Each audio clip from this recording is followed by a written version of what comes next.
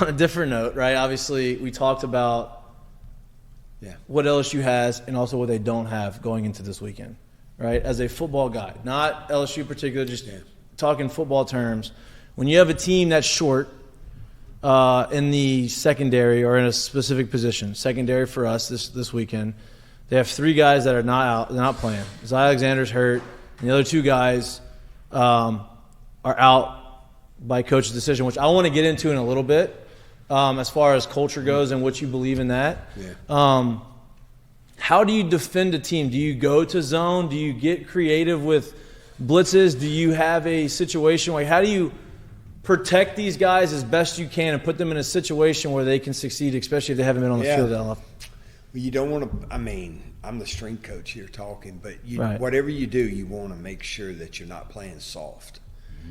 You know, that's the most important thing. And that starts up front. And you got to make sure that those guys are ready because, you know, you have to look at what they're good at. And the quarterback, the one thing that he does a really, really good job of are deep balls. So you're going to focus a lot on pass rush, you know, and harassing the quarterback. You know, you said it. You don't have to.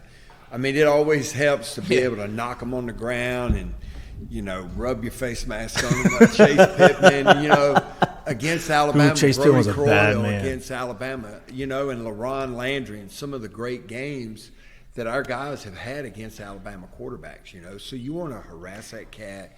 You get a shot on him, take the shot, you know, no penalties, you know, because it's different than when Ron played. Mm-hmm. Well, of course. Ron wouldn't have made it, I don't think, right now. No. You know, he struggled to make it through practice every day. Right. He was hardly making it on the clean side then. I think he'd be kicked out of the game pretty much every game. If you're getting kicked out for what Sanders' kid did, then I don't think LaRon was going to make it. He would have gotten at least 3 targeting penalties. Yeah. Over the course of one season. So you got to harass the quarterback. And get after the quarterback, and then you got to be able to you got to defend the run. And, you know, the thing about Coach Saban is he's going to try to run the football. He's got to run the football, and because that does so much in the passing game. And so it's going to be interesting to see. It really is. But I think you can't be soft in coverage. Because if you're soft, he's going to find a weakness, and he's going to attack it. And he's going to keep doing it all day. Got to continue to tackle that, too.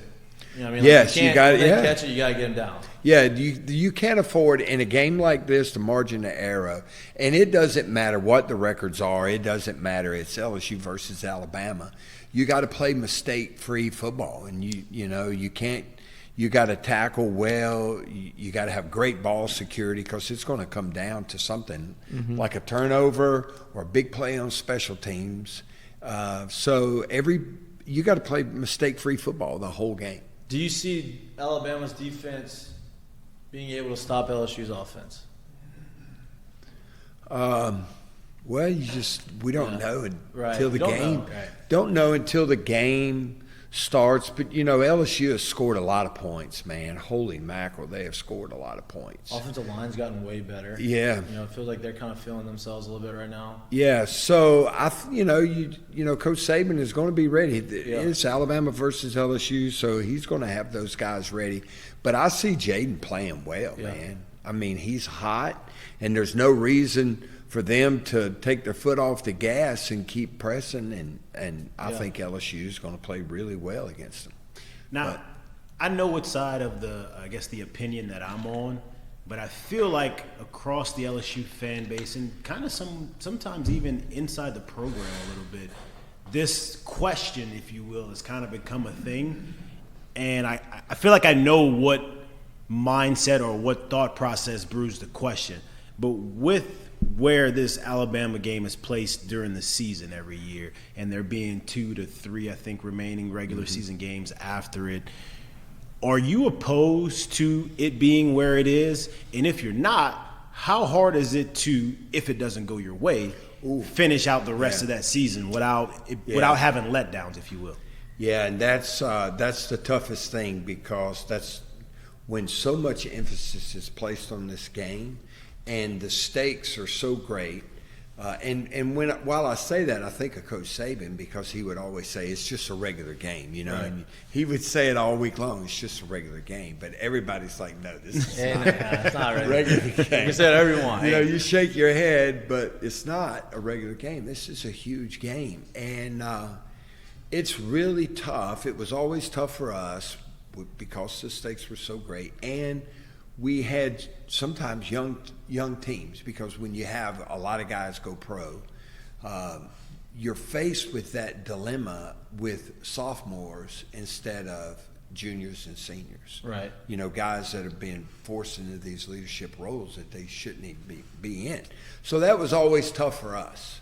That was always tough, and it's not supposed to be, but it is because they're in the Western Division, and the race this year for the Western Division with Ole Miss coming on like they are, you cannot afford, especially when you already lost to Ole Miss, they got one on you. So, you know, you can't afford to let down at all. I mean, the stakes are high. I mean, it's game week, and it's game week. You fired up a little bit. Yeah. This is Bama week. Yeah. I remember when I used to walk into to the weight room when we trained there as a baseball team, and it was Bama week.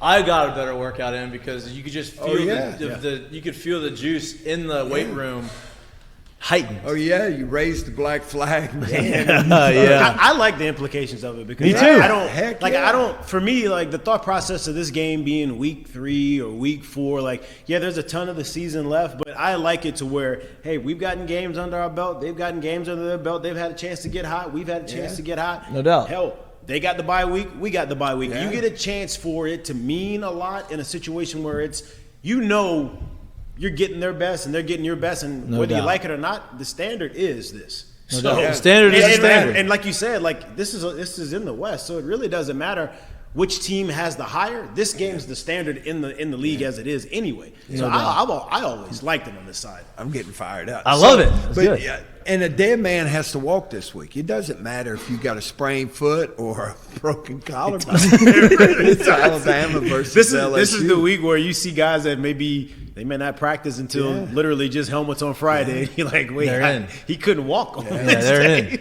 They're in. Yeah, I wouldn't have it any other way. And the best thing about playing in the Western Division and playing the SEC, your next 3 games are huge, every one of them. So. Yeah, I mean, you got after Alabama, you got Florida, you have Georgia Southern, and then you have A&M. Yeah. And obviously Florida got mollywopped against Georgia. They did. They came out. It's still Florida. It's LSU, Florida. It's still LSU, Florida. No, that's at home. That's a good thing. That's the weird part too, because in the past it's always been. Yes. You've gotten some Arkansas. It used to be Ole Miss. Used to be after that game. Which, don't get me wrong, like it's always there's the rivalry there, so it kind of plays. But it just seems a little different with Florida and A&M kind of sitting after that right now. It's a little different. You talked about leadership, right? And we talked a lot about this last week. Lloyd has his opinion on it, and I would love for him to chime in at some point on this conversation. But we had a conversation last week, and I don't want to talk about individual players. I want to talk about straight philosophy, right? Mindset. Any team.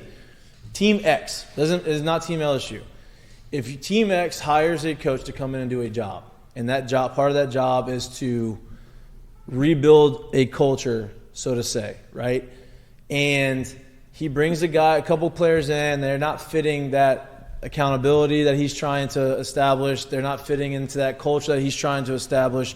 And they no longer are playing, but they're still on scholarship. They're no longer playing until they start doing the things that are right. You get to a game of this magnitude, and you're not as deep in that position group as some would hope, and you feel like those are probably 2 of your better guys. How detrimental to what that coach is trying to do, how detrimental is it to the team if he says, oh, you know what, we actually need them. We're going to let them play even though they haven't done the things necessary to get back on the field. How quickly does that lose the locker room? It depends, because the ultimate goal is to win. And so – Thank you. He started with that the for a ultimate reason. goal is to win. And I've worked for coaches who refused to do anything that was going to hurt the team. And now you have systems, and hopefully, you're not a very good team if you're having a lot of those issues to begin with, okay? So great teams don't have that. But if you're a great team, everybody, and here's how it is too, and y'all know this.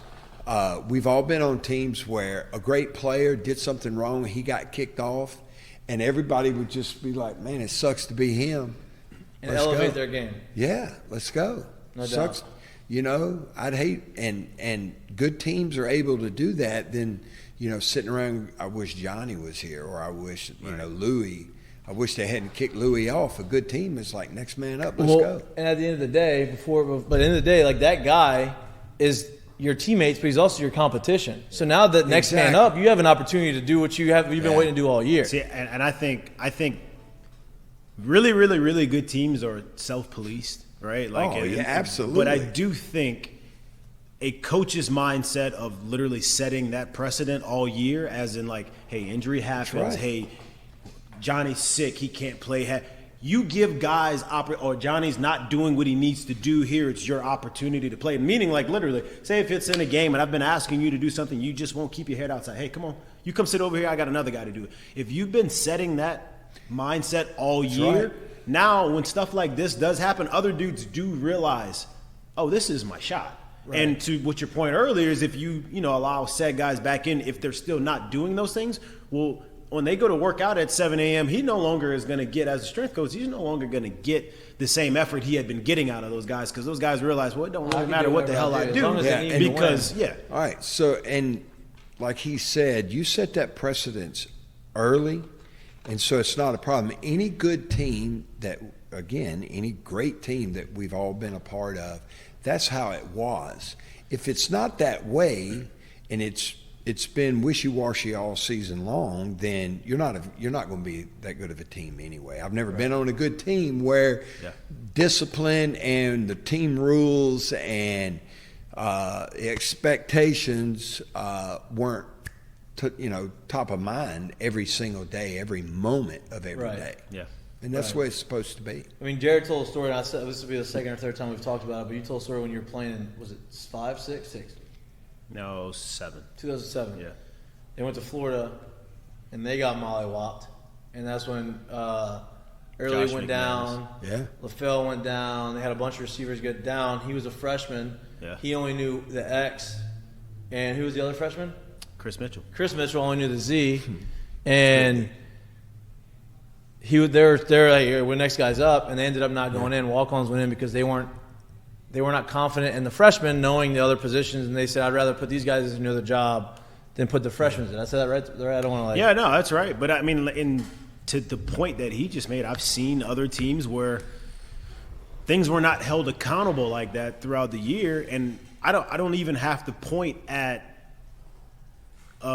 examples throughout the year. You just go look at those teams' record at the end of the year, and you're like, oh, well, that's a pretty mediocre team. Yeah. So, like, yeah, I mean, that's just kind of the way it goes, you know? Right. And on the flip side, like when something like this happens, right, and there's other opportunities, and you kind of feel like you're kind of against the wall, and you're doubted, and you're not supposed to do anything, and all these guys are coming in there young. They're almost too young to realize anything different. Like, oh, I'm getting an opportunity at the biggest stage.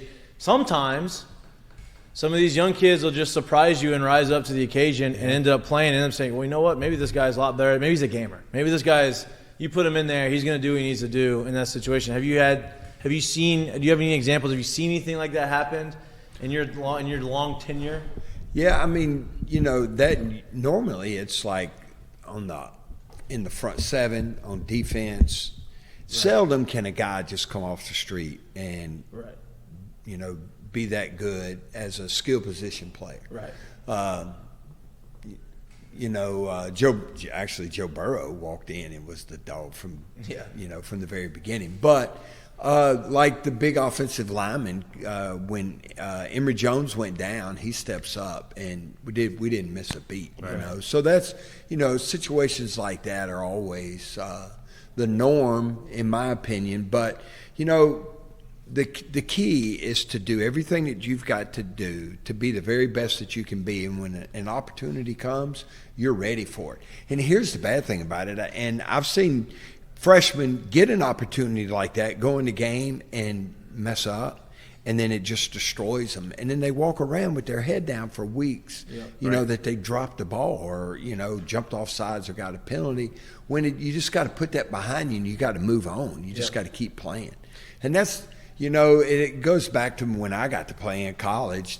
I never thought I was going to get to play, but guys get hurt. Clay did tell me he knocked 4 helmets off of one game. Yeah. That's what he did say. So, and, you know, that's the type of game. So it really doesn't matter because that's the type of game. That was against Murray State. A long time ago, but anyway, that's the type. That was Murray State. Yeah, that actually did happen. But this is a type of game where it's a helmet throwing game, and guys are going to be playing their butts off, and you know, guys are going to get an opportunity to go in there and make something great happen, and it will be the first play that they've ever made of that significant, and they're going to, you know, be a legend someday.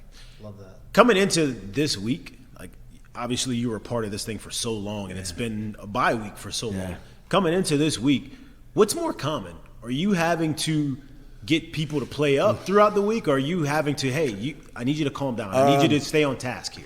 Yeah, so the nerves, it's really like you want to tell everybody chill out. Like the thing that we tried to do in the weight room is turn the music up louder, you know, more yeahs and back slaps because the pressure – because of the open date and all of the work that you did to prepare for it, and then you had the weekend off to watch football and listen to them talk about, while they're commenting on one game, they're talking about LSU and Alabama. Right. And so you're just trying to like create an atmosphere, we did in the weight room, to lighten things up, release some of the pressure because the game is still 6 days away, you know, so you just got to chill. Let's go. Let's do what we got to do. Because normally, if you have to giddy them up, you don't have a chance. Right. So the key is to keep them calm, stay focused, and try, honestly, not to make it bigger than what it really is or bigger than it already is to everybody in the state of Louisiana. Because it's not that it feels like it is, but it's not the last game of the year. You've seen this happen so many times, especially with an LSU team where – in my time, it was Arkansas. Every time you got built up so much for... That was a long time ago. Yeah. But you got so built up for the LSU-Alabama game, it became the game of the century every year. And then if it fell flat, it felt like the season was over. So for some people, but not the people that were on the team and fighting their butts off. Your best players on those teams, man, they didn't... I mean, just keep playing. But but I guess that goes to my point. Whenever, like Mikey would say, when you have players, especially it feels like... for Team X, extenuating circumstances when you have guys go down and you have people that are still on the team but not with the team. I'm just wondering what could be the possible scenarios that would keep them out of playing or what they haven't done. Like, what are the extenuating circumstances that it could be? Yeah. You never know. Yeah. It could be a whole slew of things, right? It could be. I would imagine that whatever it is that got them off the field, which is we don't know, and it should always be that way, is they haven't checked the boxes that they needed to check to get back on the field. That's what I would imagine. Regain the trust of saying, hey, you know what, you've done what you needed to do, whatever it was that you weren't doing right. Right. You haven't proven to me that you're doing those things. Yeah, you got to go with what you got, man. That's what makes this the greatest game. You got to line up because nothing matters. Mike Tyson said everybody's got to play until they get hit in the mouth, and you just got to work. You know, it boils down to fundamentals, man. You know, tackling on defense, catching the ball, and blocking on offense. And I think this game is going to boil down to special teams, turnovers, and big plays. I do think too. Like, there's another thing when it comes to this point in the season where. Game 2 and Game 3, the leniency of setting the culture, and I think it becomes a little bit different. But at this point, those freshmen have been here for 3 months in this program. They've been learning this defense. Anymore. They've been learning this offense for sooner or later. We got them here because they're on scholarship for a reason. They can play. So sooner or later, it's going to have to be, if your number's called, it's time for you to play. And this will be a good measuring stick. Hey, you either can do it or – right. You know, we got some work to do. Yeah, so this kind of reminds me, so I'm starting to get fired up and reminiscing. Yeah. I was waiting for this. You know what? So we were playing Georgia. I think we were playing Georgia Tech in Chick-fil-A Bowl, and Travis Daniels, somebody was hurt, and Travis Daniels had redshirted all season long. I remember this, And he gave up his red shirt to play in the bowl game and played lights out. Lights out.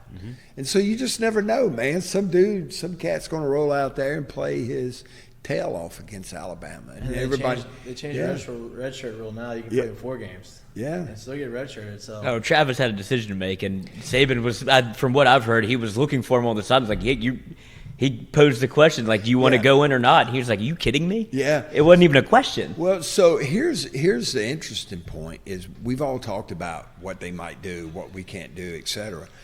What about LSU just comes out and decides that we're going to pound the ball, we're going to run it, Hold the ball. and just control the ball game because they can score whenever they want. They can. I mean, we've outscored Alabama, I want to say it's like 132 points this season. Yeah, when you look at the scoring, it's not even close. I got a few. I like scoring by quarter. Yeah. That was always one of my favorite stats. That's not that common because you can see the personality of the team and how quick do they start. Are they fast starters and how strong of a finish are they? And in the second and third quarter, LSU has been unstoppable. Right. I mean, unstoppable. And so, hopefully we score enough points and we run the football, and we don't have to, worry about Alabama playing any offense. That's what I'd like to see. It's an interesting point you bring up about them running the ball because they kind of did that. They kind of used that game plan, that blueprint against Missouri earlier this year. Yeah, but when you go into Bryant-Denny and you can shut up 100,000. Yeah, and you do that from the start by continuing to punch them in the Pound mouth. that rock, That goes a long way throughout a game by just keeping their offense on. Because let's be honest, when you watch them play this year, they can run it a little bit. But they're a big play away, and that's how they get there. That's how they've won games this year. Is when they can hit big plays over the top. And that's all. Yeah, and if they can't do that, because they on the can do that now, anytime they need to. Right. So run the football when you have to, and then when you need a first down, throw it and get that first down. Run the football, stop the run, make Milroe throw it. Right? Their offensive line hadn't played great. Maybe the front four can get pressure on and move them around a little bit. That could make don't get beat over the top. Hey. Some errant throws, interceptions, something like that. Coach Jenkins is going to be so fired up for this game. He was fired up from Missouri. Listen, He yelling over the shoulder of Brian Kelly at the rest. He almost got taken out on the sideline. Even know how fired Coach Jenkins is going to be, how fired up he's going to be for this game. Like the hair's going to be literally standing up on the back of his neck. And he's going to be snorting like a bull. And he's going to be ready. I'm telling you, man. And you've seen obvious improvement on the defensive line. It's obvious. Yeah. But also, and you never know about the dynamics of these young teams, these players, and what it takes to get them charged up. I mean, it's just like sometimes it's like, flipping a light switch. You're like, whoa, wait, where did these guys come from? Right. But it was obviously enough of a spark that it triggered some enthusiasm throughout the group because it's, and I've always heard his nickname as being like Yoda, but that's kind of like what it's like because that man he's coached LSU, I think. Six different stints. 6 different times. Yeah. Okay. Could you imagine that? Yeah. So, and he's going to be fired up. That's one guy you don't have to worry about whether or not his position is going to be ready to play, and he's going to coach him every second of the game. And he has a unique relationship with Saban because he's been with him on and off for as many times as he's been with LSU. Yeah, unique enough that it means everything to him to respect him by his group playing great. That's the best way a coach can show respect to his mentor or mentee is by having their group play lights out. And Coach Saban would respect that, so it's going to be a great game. So I know you love the line of scrimmage. Yeah. Come on. When y'all open up with questions about whether you're going to play zone I'm or getting man, you off the line of line. It's going to be off physical. The line of scrimmage because I know you love the line of scrimmage. So I got to ask this question because it's the narrative around it at the beginning of the year was there was another man for the job. Then it's gone into, it's been solid. And then when you actually look at the stat line right now, it's impressive. What's your thought process on how kind of under the radar Jaden has kind of gone this year? For under the radar, as far as people that don't watch football or they don't understand it or they have an agenda that they're supposed to push, because he has been lights out. And the thing that was most impressive to me is when I saw him in person, how smooth he is in everything that he does and how fast he is. And so, when people, so he does what he does, and I'm going to throw this is from the cycling world. It's called panache, and I think it's French for style. All right, so panache. He performs so effortlessly, and he's never grinding. He doesn't look at you with this look on his face of like his liver's being torn out of him. Because sometimes you see football players in a game and they're wretched looking.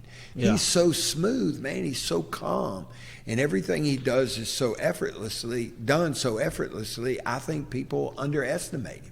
I really do. I think that's a great point you bring up, because I never really thought about it that way, but I think he does everything so smooth, at ease, that it bothers people that when they look at the stat line that it is what it is. He's like, well, he didn't do anything, and I wasn't impressed with what it looked like, but this is what it is. A quiet 500. Well, and he doesn't do anything to draw any attention to himself either. He's not flexing. He doesn't throw up the Heisman pose. You don't really see him screaming. No, he just goes out there and plays, man. And, it's really uncanny how dialed in he actually looks, even on the sidelines. And that's one thing that I've noticed is that on the sideline, even if he's on the headset or he's talking to his teammates, he looks so relaxed, so calm, yet so dialed in. Right. And I think that because of that, he does what he does with no panache, and it's just that's what they said about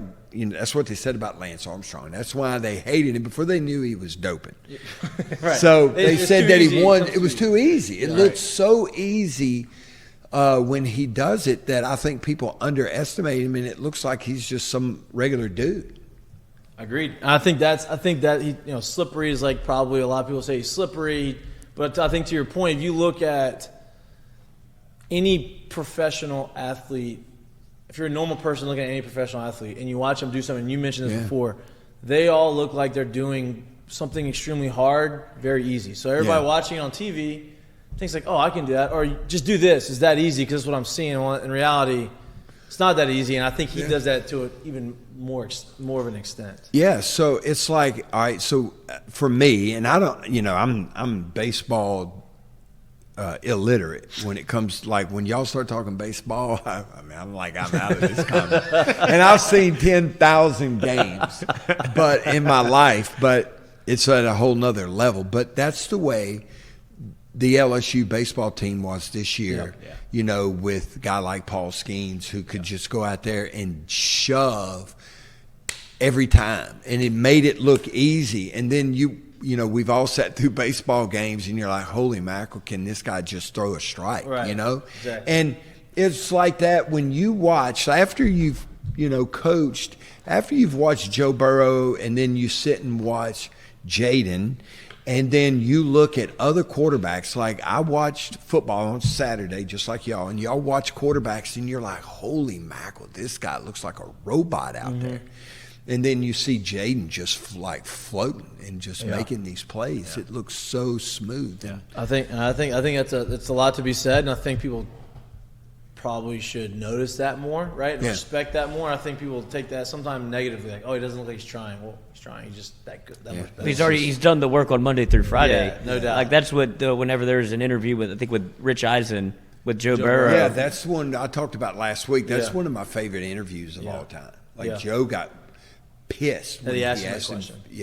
If he doubted himself, right? It shook him. He's like, who me? Yeah, like no. Like he was going to punch him. He was not happy. I know all the answers. He was not happy. Speaking of not